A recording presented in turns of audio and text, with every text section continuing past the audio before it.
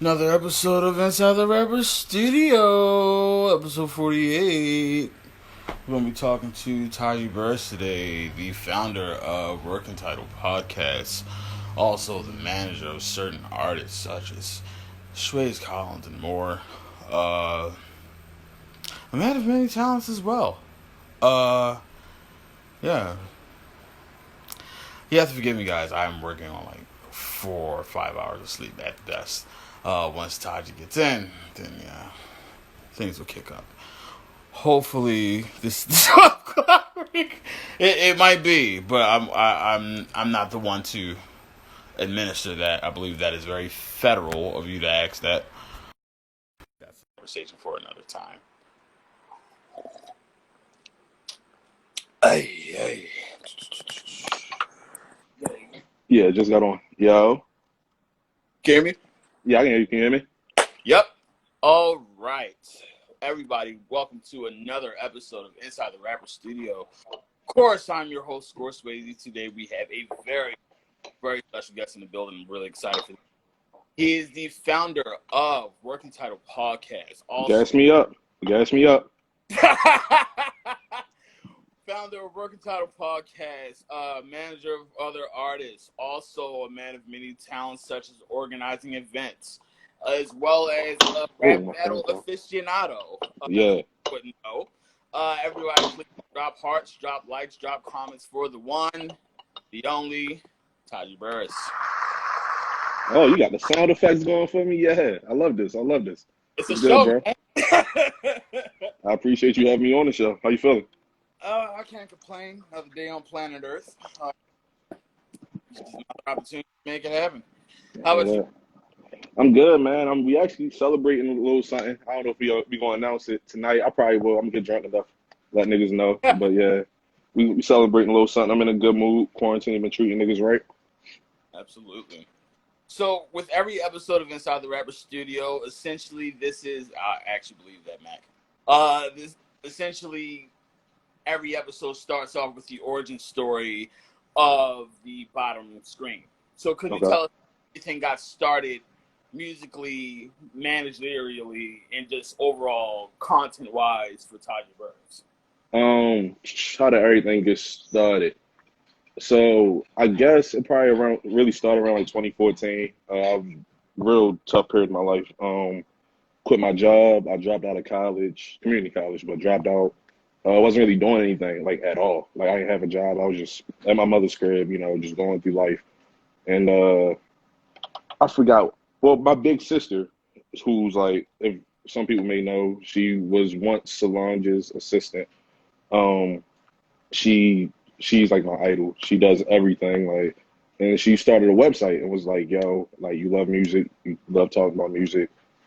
Come write for my website." And at first, I was like real skeptical because like I hated writing to school. Why would I want to write outside of school? I Right. didn't want to type essays out and shit. But I think the first article was like I forget what it was, but it was something about beef or something like that.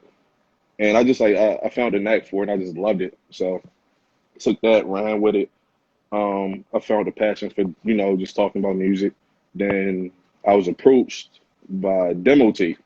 Shout out to Justice, shout out to BDJ, shout out to Brando and Jared, like shout out the whole team, Gabby. Um, Me and Brando went to high school together. We played football together, and I went to high school with Justice and BDJ, and I went to elementary school with BDJ. So Brando approached me and was like, "Yo, like I see you writing, like you feel me? Why don't you come holler at us?" And I was like, all right. But if anybody know me, like I work at my own pace. Like you can't tell me to like you can't tell me to I don't know if they talking to me, but you can't tell me to like how you yeah. You can't tell me how to write like when I need deadlines and shit like that. Like I'm not doing that. You feel me? But so it took me a while to first get started. And then I think I was comparing all of like Drake's albums for the first album. I mean for the first part of the demo tape joint. And Jess is not gonna want to admit it, but that was the most viewed article of the demo tape at that time. It still might be, but it didn't transfer over how they did the shit. Jess don't want to give me the credit on that. My first article for Demo Tape is the most viewed article of all time. If he lying, you going to hell. Um, so so yeah, we did that, and I just kept writing for like 2 years. I was just on like a little hot streak where I just didn't want to stop writing, and then I don't know, like I think the music just stopped inspiring me, so I stopped wanting to do it. And Ev joined the Demo Tape eventually, and me and Ev like talk like every day, like that's my brother. Like we we was I got on a hoodie, Craig. Fuck you.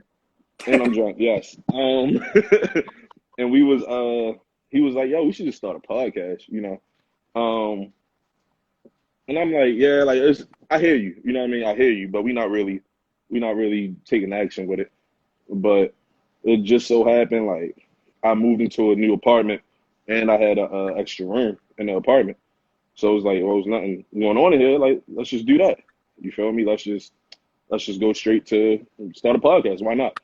And I hit up like everybody who I was like real cool with, who opinions I trusted for music and sports, and that involved at the moment Brando, Jack, F, BDJ. I believe that's it. And then me and Sway was like good friends outside of all this. Like if niggas know, like me and Sway, like we damn near inseparable. So he hit me and was like, "Yo, like everybody doing podcasts and shit. Like I think I want to start a podcast. How you feel about that?" I'm like, shit, like my nigga, come on, come join us. And Right. you know, once Sway jumped in, like everything just, everything, I got on a do-rag, bitch. Um, This is going to be probably my little livest chat in my yeah. whole. Oh, yeah. Working title gonna set this chat off. It's gonna be ridiculous. Oh my God, niggas about to be making hella jokes and shit. This shit about to be insane. But yes, once Sway came in, like niggas just set everything off. We just, all right, this how much material is gonna cost. We're gonna do this. We're gonna do it like this. And I mean, the first day we did it, we did 2 episodes in one night, a sports episode and yeah, Sway, Pat niggas, yeah, Sway. Um, so first episode we did a music episode and a sports episode, and the audio was awful. Like we was doing it on, I forget what it was. We was on my like mini ass laptop. Like it just sounded awful. But it was a podcast. So we did that. Um, BDJ threw up. We was all getting drunk. Yo, like the way we handle our podcast is like it's still like you just having a conversation with the mic on. So we just get drunk and just talk. And we was all just going crazy. BDJ went. BDJ met Uncle Earl that night, and we was on Audacity. Shout out this way. We did it on Audacity. And yeah, so we just couldn't grasp like how to make the audio sound good. And then shout out to Cardiac Dad. I hollered at him and he came through for us. He came through like every Sunday. He was just engineering our shit. He was doing, I think, Pro Tools or Logic, one of those. And yeah, we just locked in on that. And we got more members. Shout out to Darren. Shout out to Twan. Shout out to Rod. Swayze. Who I'm sure we're going to talk about in a little bit. We just all locked in. We had members come and go, of course, but the 10 we got, man, I wouldn't trade it for any other 10.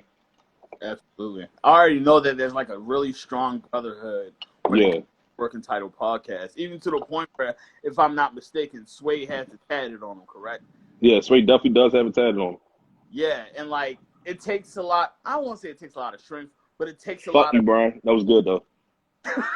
it takes a lot of conviction for you to just like, you know what I'm saying, put like straight up the label, the pretty much the movement on your skin. And I guess that conviction really comes from pretty much the bond that you guys have. So could Yeah. you like elaborate on how well connected all 10 of you guys are? Yeah, that's easy. The thing is, my bad. Shout out to Craig, because like, shout out to Matt. He supports us. He goes just as hard as anybody else in Working Title does, from retweeting the episode to pushing like anything we do. So but we really are like, we aren't just like podcasters. Essentially, we all are like best friends. Like we talk. The conversation we have on the mic just so happen to be on the mic. We talk about this shit every day. I live with 2 of the members. You know what I mean? Like we talk about this shit routinely, and that's just, it's genuine. Like my birthday or whoever's birthday, all 10 of us gonna be there.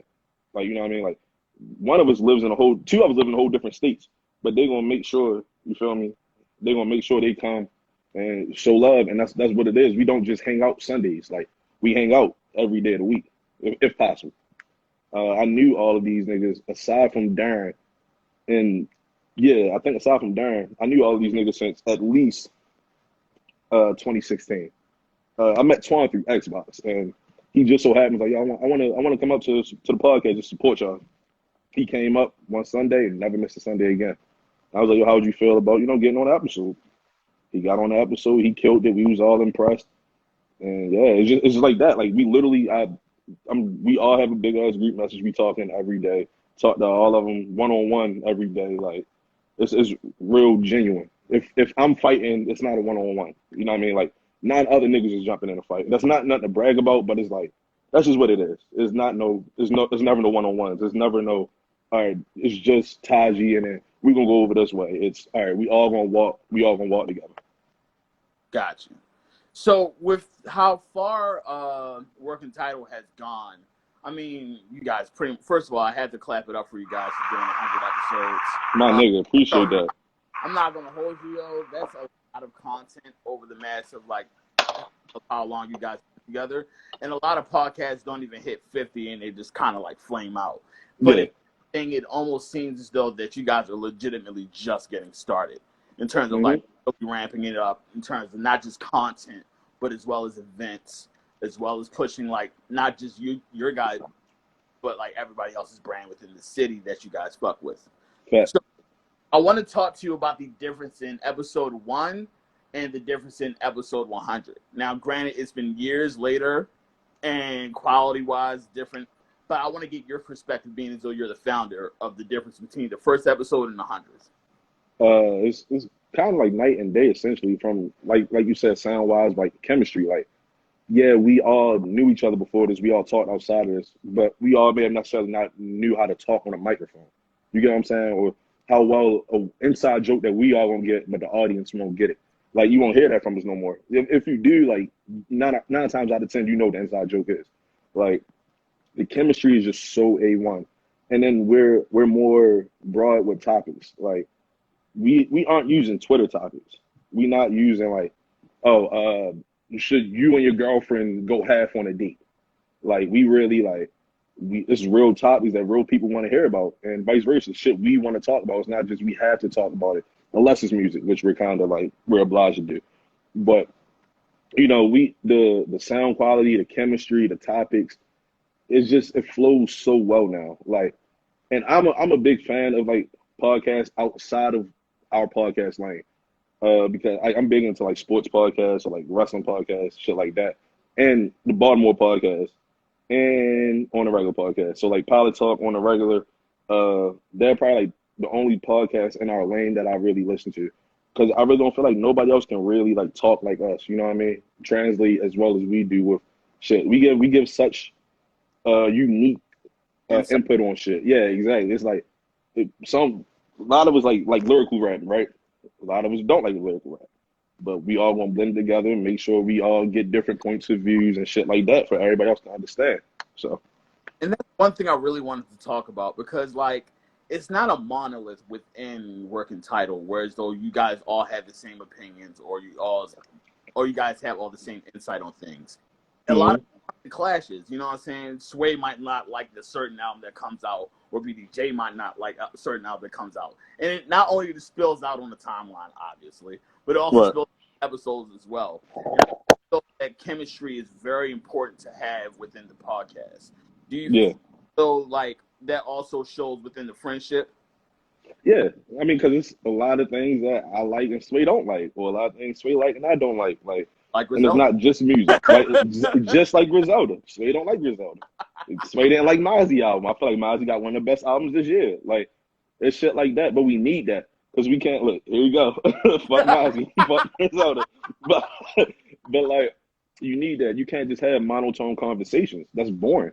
I don't want to hear niggas just saying, yeah, I like that. Yeah, I agree, for an hour. Why the fuck are y'all talking? Why is it not just one person on the podcast? Why is there so many people and y'all all got the same exact opinion? It's originality, and that's needed. And it kind of comes into the idea of the echo chamber theory, which is like a lot of stuff nowadays, whereas though a lot of people just want to hear something you agree with. And a lot of the times when it comes to topics within Working Title, it's points of views that aren't really agreed with. Do you feel Hmm. that type of, I guess, antagonistic view kind of helps you guys in a way? Oh yeah, absolutely. When Sway get that attention on Twitter, you know what I mean? Or when Rod get that attention, shit, if I'm trolling, I get that attention. Like we gonna take that and we gonna run with it. How can we put this tweet somewhere into the podcast to even make not just for PR stunting, but like we putting this in there because we feel like it and we know niggas gonna grasp onto it, whether they agree or not to agree. I remember one specific episode. I was talking, we was talking about I think Wayne and Future, and I was Remember? saying, yo, like I feel like I enjoy Wayne Future's prime more than Wayne's. And shout out for Nagels, he gonna say something about it. But the ends like the Twitter numbers, like nigga, we got so many comments and retweets and shit like that. Niggas talking, oh yeah, this new nigga don't know what he's talking about. All right, now I'm a new nigga because y'all got the same opinion as me. Like, cool, but I took it because we gained a lot of followers off that. Like, and it's cool with me. I'm cool with being a bad guy. I'm sure we cool with being a bad guy as long as y'all care to hear our opinions. So Got you. So before I move on to the next subject, I kind of want to give a few shout outs because this live is actually like a little bit of jumping right now. So huge shouts out to Jamari, shouts out to Slim Grew Up, shouts out to Bitchy Spice, shouts out to Sway, obviously, Working Title Podcast, obviously. Shouts out to Mac, shouts out to Jack, shouts out to Title D King, shouts out to Station 10, who else we got here? Justice, BDJ, Beth Mango, Finago Baby, Styles Bond. Styles Bond's in the building. Welcome, my guy. nah, We fact. got Easy. We got Bushido B. Man, it almost looked like the entire like cast and subcast of like Working Title is an entire live. So Yeah, I mean, and that's how it is though. Like they all gonna support whatever I do and vice versa. yeah. So the next thing I wanted to talk about were the events that you guys throw as well, not just Hmm. podcasts, because you have a series called After Work, correct? That's correct. So we do the after work events, which we throw shows, nonprofit shows, and we also have the after work interviews. I'm assuming you're talking about the after work like live shows, right? Both actually. Okay. So with the interviews in itself, I wanted to touch base on that real quick. What was the concept that you guys were going for like the side interviews for the? Um, we wanted to let people get that story heard while it not being in a typical podcast format. You know what I mean? Like these niggas got something to say. So, everybody in Baltimore, like not even just creative, but everybody in Baltimore has a different story. And that's really what it is. I feel like it's our obligation to like we create a platform. Let's help them tell their story. And I feel like After Work was the perfect way to go about it. We did the first one I think was me and Akile, and me and Akile had a long tenure. Like we went to high school together.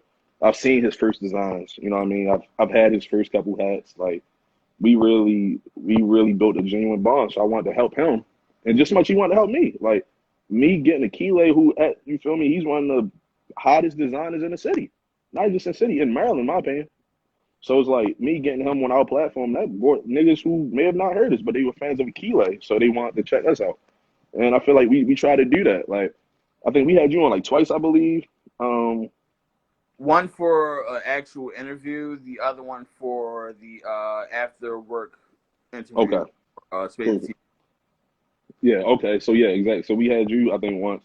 We had Finagle and Burnout, it was an actual episode, but we have people who like, and a lot of these people we've built genuine bonds with as well. It became like, yo, we fuck with what y'all doing as people and like as y'all creative process. So how can we, you know what I mean? How can we help y'all out? How can y'all help us out? And that's how we did at the work is we gave niggas a platform and they gave us a platform as well.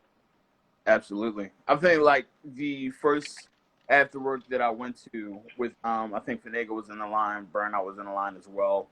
Yeah, It that was was the first one we had. it was a lot of energy. Huge Yeah, shout huge shouts out to y'all for even showing that. Also appreciate that, bro. for like even putting the nonprofit in like pretty much the midst of it instead of Yeah, just usual like pocket the money and just feel like funnel the brand. You actually made it about the people. So huge shout. and we had Styles Bond DJ in the first one too. Shout out to Styles.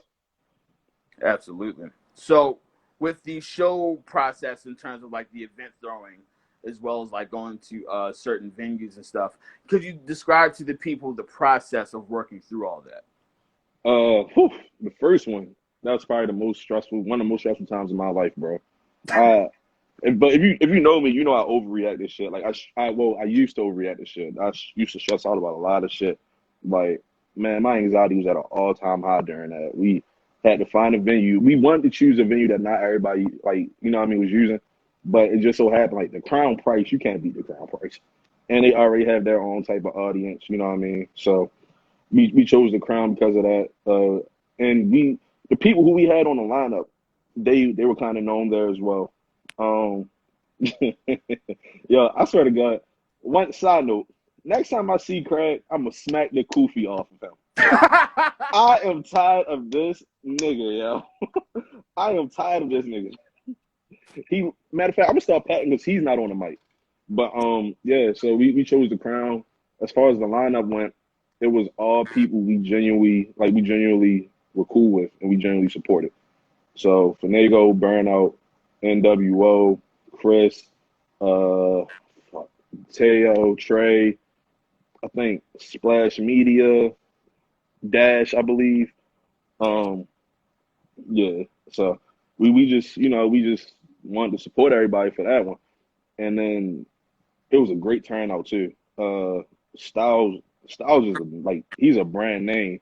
Styles really like he brought people out. So we did that. Then we did so those proceeds went to suicide prevention. Right. Then for the next one after work too, we did breast cancer. But we did it to a black owned, you know what I mean, organization. So we did that in October at the Crown. Had you, we had like I'm not gonna lie, the second one might have been like I probably preferred that one just because of the crowd interaction for that one's a lot better. Sisters Foundation. Yeah, we went to the Sisters Foundation. But the crowd interaction was a lot better. It was a lot easier to plan. It was just A1. It was so smooth. Like it was no stress at all that day. So yeah, So that was great. in terms of the energy between Afterwork Volume 1 and Afterwork Volume 2, first one being in March, other one being in October. Obviously you pretty much like got your work, like you got your feet wet, so to speak, with the first Mhm. one. So pretty much handling the second one, which is Yeah, so that was easy. Easy. got you. So in the midst of, Rona being Rona and having Volume 3, did you guys have a plan for Volume 3? No, we didn't have it wasn't gonna be volume three. We was gonna have like believe it or not, I know Sway loves telling this story. We had like a crazy press run to go on. We were supposed to host I wanna say at least 3 or 4 different events just within like a 2 month span. We was gonna be on a whole bunch of other podcasts, like and then we was gonna do a show maybe like end of the summer, but it wasn't gonna be after work. We was gonna do something a little different. But Rona came through, and God works in mysterious ways. But it is what it is. We just know, like, hey, we still in contact. We still letting everybody know, hey, we want to still host them shows. You know what I mean? Whoever's planning them shows and we were supposed to do, we still try and host them once everything. Welcome back up. Not right away though, because I'm not stepping out until like October. But I won't step out till like next year. I'm not going yeah, hey, you said it too. No, real shit though. what happened. Say again. Let that second wave hit, niggas, and I see what happened. Yeah, exactly. Yeah, I ain't got the time. Mm-hmm. But with after work, essentially, you guys not only like showcase art, you also showcase the people side, the foundations, the nonprofits, and I feel Mm-hmm. like that's something that really separates you guys from the pack in terms of not only other like podcasts but other media in general. So, what do you feel as though inspires you guys to reach out? Shouts out to Hennessy. What do you feel? I need that Henny sponsorship, man. Adam, get relentless with it. Yeah, no, you're right. You're definitely right. But what separates you guys from the rest of the pack, and what inspires you guys to separate yourselves from the rest of the pack with the foundation and the nonprofit work? It's genuine. Like, I'm not gonna lie, getting like 500, 700 to 1,000, $1,500, like, yeah, that's cool for us to get, but it's like we can do something better with that. You know what I mean? We can give it to somebody who can truly use that. Like, so I feel like that's it's genuine. Like, we really want the betterment of people like we can help. Like, it's not just, hey, we doing this and y'all should see us doing this, and like, nah, we doing something. If y'all help, we greatly appreciate that. So it's like, yeah, I feel like that's what really separates us is the authenticity of it. Like, we we really believe everything we pushing. So Got you. So, one thing I actually do want to talk to you about within Working Title Podcast is there's something called a 10. Explain to the people what the hell a 10 is. a 10. All right. So I'm glad like people understand we kind of really started that way. But a 10 is when you have like a crazy joke or like a crazy connection. And it's like it's so undeniably good that we just gotta like, yeah, that's a 10. Like that's a 10 out of 10. We highly recommend that joke. Like if you say it again, I'm gonna laugh. Like a 10 is just undefeated. You can't beat that joke. Describe the art of making a great 10. Um, it could be like a throwback, like for something that a different time period, but it's still gonna connect to what you're saying. So it's like cop jokes, like somebody may have ran into a cop, like or may have dated a cop, and then Mrs. Officer comes on or something like that. You know what I mean? So you're like, oh shit, like you making a Mrs. Officer joke. That's a 10. And you know, that's how I go. Got you. Because I feel as though, like, whenever I listen to any other episode of Working Title and something would just happen out the blue, like, and out of nowhere, somebody just like, that's a 10. I'm like, Mm-hmm. okay. Mm-hmm. Now Mm-hmm. we follow. Now we follow. Do you feel as though the audience finds it hard to follow the 10s? Yes, yes and no. Because I feel like we got a little more broad with it. Like now, most of our tends would be like callbacks from previous episodes, or it would be like something that everybody saw on Twitter, as opposed to our earlier episodes. Like we talked about, we would say stuff like only shit we would know on a personal level, if that makes sense. And then be like, oh yeah, that's a 10, but they wouldn't really grasp it. So So it's pretty much just like Insider Central. right, exactly, exactly. Got you, got you. Another thing I wanted to talk to you about within kind of tracking back to the after work, the podcast side of after work, was the art of the interview. I talked to Justice about the art of the interview on his episode. Two shouts out to Justice. So Yeah, I didn't catch all of that, but the like clips I saw on your live, and when I was like going back in and out like of your live, yeah, that was a really good interview. thank you, I appreciate that. With the art of the interview, I wanted to get your perspective on how you do interviews, or rather, how you arrange your interview, Okay, your structure. okay. So 9 times out of 10, it's gonna sound real corny. I come up with a whole bunch of questions beforehand. I think of how what order I'm gonna go in, and I just don't do any of that. Like I don't do any of it. I just have a conversation with them. And that's just how I feel like my personal interviews, my personal favorite interviews are the ones where I'm just talking to the person. I'm not asking a whole bunch of questions that are related. Like it's I want to get to know you in a pause or whatever y'all want to do. But like I want the audience to understand who you are. I want to understand who you are. So like I don't think me having these premeditated questions really helps it out. I feel like me conversing with you, us having a serious conversation is really going to help me grasp what you are, what you're about. And that's how the interviews are. If I don't know like anything about you, I used to be scared to interview a person if I don't know anything about them, but now it's like, well, I'll just have a conversation with them. And I'll probably get to know them even more. So I Do you feel like the best interviews for me are the ones that I just had conversations with. do you feel as though premeditated premeditated questions are ingenuine to the art of the interview, or do some questions just pop out a good answer?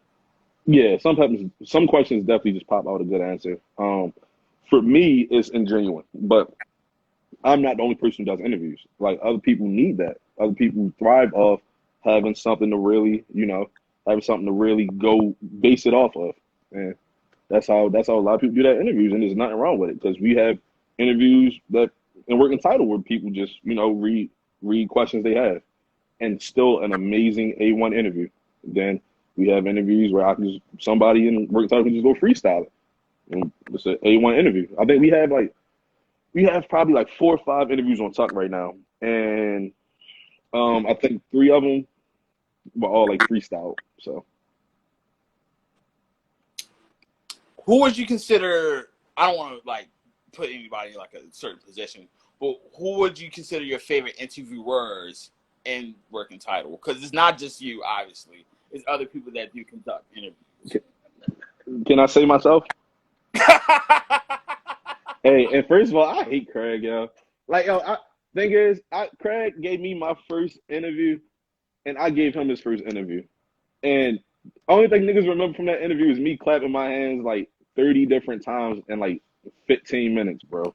I swear to God, I watched that shit back and I cringed so hard. Oh my fucking God. It was me, Craig, and Schweez. Oh my God, that interview was so cringeworthy, but it is what it is. So my favorite people who do interviews, damn, I don't want to talk. You know what I mean? I'm picking favorites, but I gotta be honest. Nobody in here really be, you know. So I'm gonna say myself first. I'm gonna say second. Well, no order. BDJ, like I tell him all the time when he's in his bag, BDJ is unstoppable. Like with whatever he does, like BDJ does some incredible shit. Where like when it's writing or when he speaks or when he's interviewing, I'm just like I'd be amazed. Like, and I feel like his interviewing bag when he in his bag, he's different. Um, I'm not gonna lie. Rod was like probably the newest person that does interviews, maybe, but he does great interviews. He does great interviews, and he's not afraid to like ask questions. Like he's not afraid to give you some questions that you wouldn't typically think of. You know what I mean? I think Rod's really good at that. Sway has a unique interview style where he's on some like smooth, I'm cooling you type shit. Like you know what I mean? But like Sway can be the star of an interview. He's interviewing somebody. Like, that's probably my 3 right there. Um, damn, Darren does some great interviews too. That's probably my damn and Jack. All right, I'm just those 5, bro. Just those 5. All-star team. Yeah, bro. I swear to God, like we really are like a Olympic team when it comes to shit like this. Like you can argue all 5, like all 10 people should be starting. Like it's crazy. About later. I think the one thing I really appreciate, well, for one, huge shouts out to BDJ. He actually gave my first interview within demo tape. When he interviewed me, at first it was like the list of questions, but like this is when like niggas starting off and stuff like that. But like later on, as he progressed, not just with the writing, but with the interview style, like a lot of the time, Scores Swayze, who got the best vocals out of KLA. I'm not a fucking question.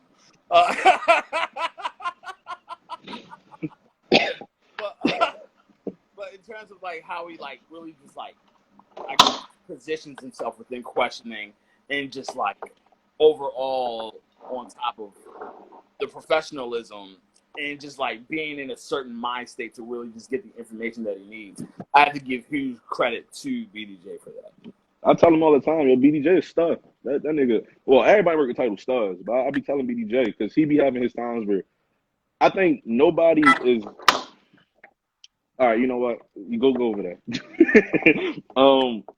Nobody is more hard on BDJ than I am, but I feel like nobody's more hard on me than BDJ is. You know what I mean? We really hold each other to a different level of accountability, and I tell him all the time, like that nigga really got some crazy shit in him. Like some shit he does is like, damn, that shit is unbelievable. But that's working title too. So shout out to working title. Yeah. Right.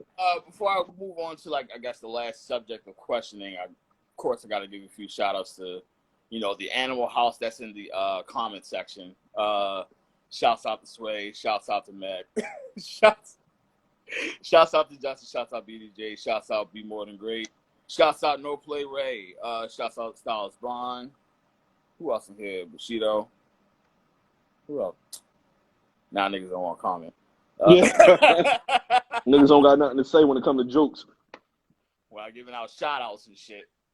So the last thing I actually wanted to talk to you about is something you're very, very fond of, which is battle rap. Yeah. I wanted to know how you got started within your passion of battle rap. All right, so look, I was an evil little nigga, right? So like I like seeing niggas pat each other. Like back in the day, like you feel me? Like I'm not like that no more. But I like seeing niggas like get on each other like, oh shit, like you feel me? I was really entertained by that. And the first like one of the first battles I saw, I think it was like Hollow versus somebody, like some white boys. It was just like it was bad, but like Hollow was good. So that's how I became a Hollow fan. And later on, we saw like Lil Nay, like he's a Baltimore nigga. Then we saw like Rio, who's from like Howard County, just other people, and then Tay Rock, who's from Edgewood. Whatever Tay Rock says, he's not from Baltimore. He's from Edgewood. Don't let him lie to y'all about that. We not giving Baltimore passes to niggas not from Baltimore unless it's Sway. But yeah, so I became a fan of, just seeing how niggas did that. And it's like at the same time it's art because you gotta rhyme everything you're saying.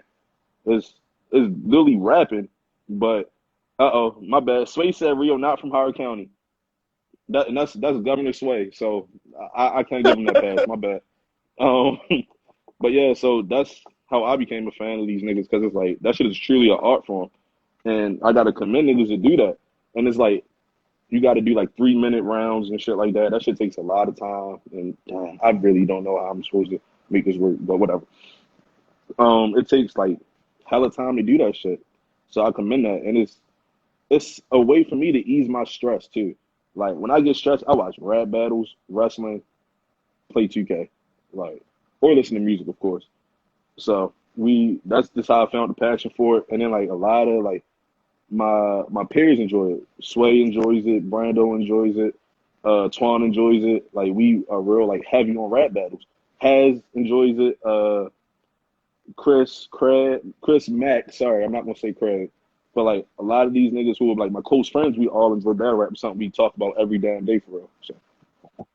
How would you describe the culture of rap battle from when it first began? I guess when it first got popular, I should say, and like. Mm-hmm. Mid 2000s when you had the Smack DVDs and Jordan Tower DVDs, and then it turned. Damn, you had a Jordan Tower, yeah. Okay, you know what you talking about. You definitely did some research. Nah, now I'm really about to lock in because you know what you talking about. I like that. But like when those early days of like battle rap going on into now, whereas those all digital, it almost seems like it's all on the timeline and it's all essentially just straight chat room stuff. Yeah. I'm not gonna lie, like it's kind of like wrestling fans. You feel me? Like niggas nowadays want to be smarter than what they are. They know everything, and rap battles, you can't really say it's a clear cut winner. No matter even if you think it's a clear cut winner, somebody else isn't gonna think that. But it's because most of the battles aren't judged, and wrestling is a winner or loser undetermined. Like what's the word I'm looking for? I'm drunk, but you know what I'm saying. Undenied winner or loser. So for like rap battles, you don't really have that, and that I'm cool with that because it's open to debates now. Like me, Mac, Brando, and Sway went to Charlotte August, I believe, or July of last year, just to go to a rap battle event, and we in there like debating with people, and it's like damn, like I'm calling them over, I'm like yo, this nigga sound dumb as shit, but like in reality, in his mind, he doesn't sound dumb because there's no clear cut winner. And he's doing all this research and shit on Twitter. He's trying to get now because it's the internet, like you can see who's snitching and shit like that. Like, so I feel like nowadays it's cool. Like the culture of it is real cool, even though it can be corny at times, as opposed to back in the day where it's like it's not even about you being bringing the person down. It's about who can rap better. Like back in the day, a lot of the battles wasn't like talking about the other person. It was some shit you wrote for anybody. And it just so happened you battling this person, and they like your raps better than they like the other person's raps. So, what would you consider the rap battle that brought, I guess, battle rap to the stratosphere of like, guys, mainstream. Because a lot of people want to like put the whole murder move series shows in there. I don't believe that shit at all. Mm-hmm. What would you consider that battle that kind of took it to the next like level? Probably like the next level might be like an Arsenal battle or like a Hitman battle. Even if it's not like the best battle, it's like it took it to the next level because it's like they the most viewed niggas in the world. Like Hitman's on Wild and Out now. Like Arsenal, he was on Breakfast Club because he battled Cassidy. Like it's so much like it's so many different battles you can pinpoint, but those probably the two most popular. Um, as opposed to like the best, like I feel like Hollow versus Lux was like a different breed. Like I think that might have been the first time in a long time I seen like maybe like Vibe covering rap battle. Um, like Double XL covered, I believe. It was like a whole bunch of like different like hip hop magazines who don't talk about rap battles, but for that battle in particular, they did. But yeah, I think those probably like the two most important when it comes to battles. But that individual battle might be it. There is a lot of talk in terms of the transitions between a battle rap and actual like rapping as well. A few stars that we all know and love that kind of started in that whole circle, such as DMX, such as Big Pun, such as Mm-hmm. even like French Montana, which is a lot of people don't know that Mm-hmm. battle rap and stuff. Um, how do you feel as though that transition is relevant to 2020 and the era of music that we're in now? Which like you kind of elaborate. I don't want to like misconstrue what you're saying. It's fine. How would you consider their transition to back in the day, whereas though they automatically just went to like record deal and just started going I rather than feel like oh good. I feel like nowadays it should be easier because of like how many different like lanes you can be caught on. Like they got apps and shit. They got YouTube. Like, but for some reason it just battle rap just can't make good music. Like most part, they just can't make good music. So I feel like if they were talented enough, they would be popping a little bit more. I feel like the only person who really transcended is probably Sue Surf. Like he has a fan base which is kind of ridiculous. Like I was debating, and Twan knows we was in the Xbox party yesterday, I believe.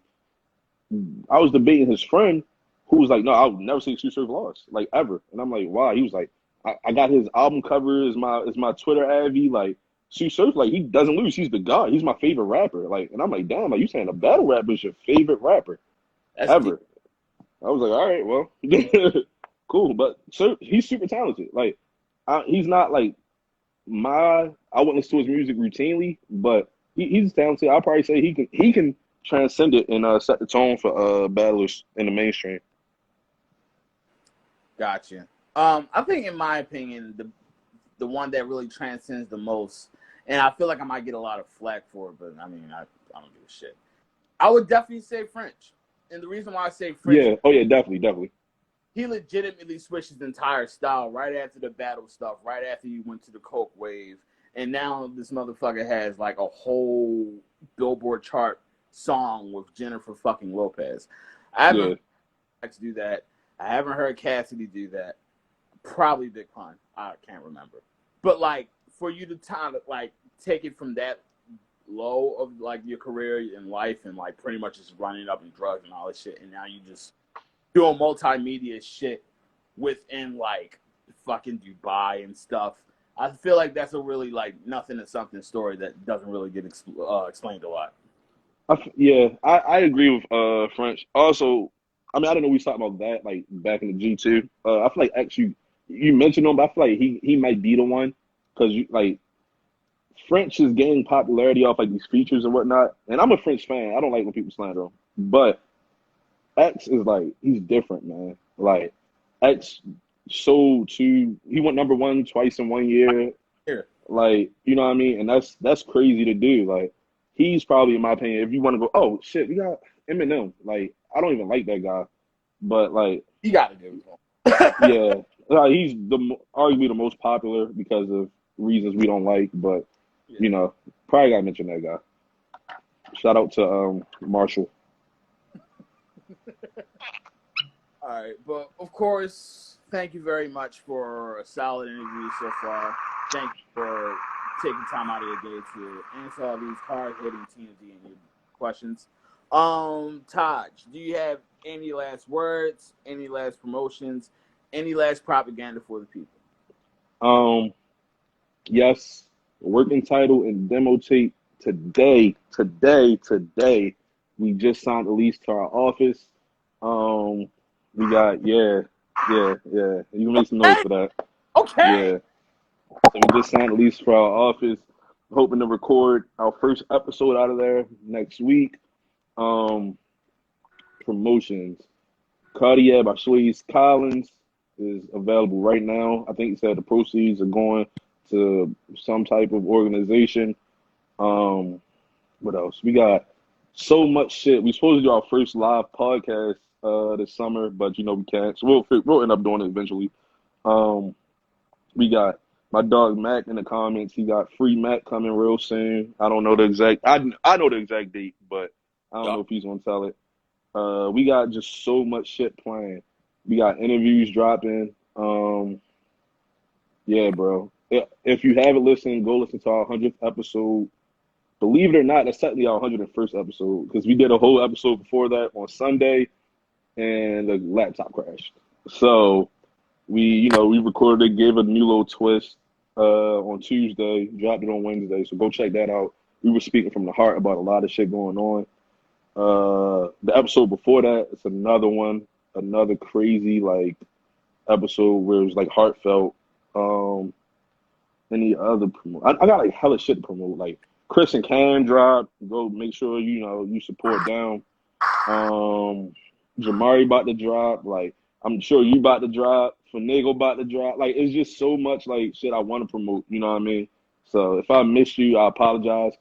Abundant, I believe. I think that's my dog Brando's. He got a graphic design business, so he's doing something crazy now, and go support that. Shout out to Demo Tape. Shout out to Abundant. Shout out to Pilot Talk. Everybody. Shout out to you because you have been doing this for 10 weeks, I believe. Unfortunately, yes. I had no time to do anything else, so I figured I might as well interview my colleagues. This is no, for real. This is great. It's Monday through Friday. You don't take a day off. You are doing something crazy. You bringing a spotlight to other people using your platform. That's some great shit to do, bro. I'm really proud of you because I always tell people not even just me, but everybody working title demo tape. We recognize you might be the hardest working dude in Baltimore. You always doing something crazy, and we appreciate you always putting effort in. So. You feel me? Shout out to you. You guys will appreciate me. I mean, a lot of times, not to editorialize or anything, because I fucking hate editorializing on these episodes. But a lot of the times, it's really just a matter of if Swayze TV Live is down, something has to be up. Right. Plain and simple. If I can't book anybody to display their art, display their pretty much lifestyle or artistry on a stage, the best thing I can do is have them talk about their artistry or talk about art within an IG Live in a social distancing era. So, to me, it's not necessarily just I'm trying to keep busy. I mean, I am trying to keep busy, but it's more so I still want to have people have a platform in the midst of platforms. So, yeah. No, that's a fact. Also, we still got to do that cooking show. I don't know. Justice talked to you about it for demo tape? Yeah, but there were no words after Corona hit. So yeah, we got to figure that out. We got to figure that out. All right, hey, look, and now that I'm done this interview, I'm about to start packing each and every one of y'all. Every single nigga here who's trying to pack is getting packed. No more freebies. That was it. That was y'all last strike. Yes, I'm sweating. I'm hot and I'm drunk and I got a hoodie on. All right, leave me the fuck alone. God damn. Oh, shout out to Blunted too. I forgot about them. I was writing for them for a minute too. But yeah, huge shouts out to everybody for staying on the live, even if they did treat it like the Twitch live chat and just had their own. Niggas, it's like Showtime at the Apollo, Def Comedy Zone. What the fuck is these niggas trying to do, bro? They trying to get spotlight off jokes. I'm tired. Leave me alone. Shut up and pay attention. I'm dropping jewels or something. shouts out to everybody that's in the live, whether it's been 1 minute, 1 second, or the entire show. Huge shouts out to IG for not acting up. I'm so glad this Nah, is not fact. a multiple part series because that shit gets very annoying in editing. And yeah, huge shouts out to you for even answering these questions, man. I really do appreciate it. Coming up I next, appreciate you asking me, bro. don't sweat it. Coming up next on Inside the Rapper Studio tomorrow. Bad choice of words. Coming up next on Inside the Rapper Studio tomorrow, we are going to have Alien Nude on the episode. We're going to be talking about DJing, also talking about doing events, as well as doing events online in the midst of quarantine. That's going to be episode 49. I planned on having that as episode 50 at this big explosion and celebration and things like that. But I honestly might have to do that like Saturday. Don't sweat. Yeah, I'm not gonna lie. Yeah, that shit crazy. Yeah, That's a 10. That's what we call a 10. That's the perfect example of a 10. Kudos to you. Now you gotta get packed too. Oh, jeez, don't come on. But yeah, of course, from your host, Scoris Swayze, and our wonderful guests, episode 48 of Inside the Rapper Studio, Taji Burris. I would like to thank all of you for showing up and showing love. And as always, wash your hands and stay in the house. Thanks, Taj. I really appreciate it, man. Appreciate you, Brody.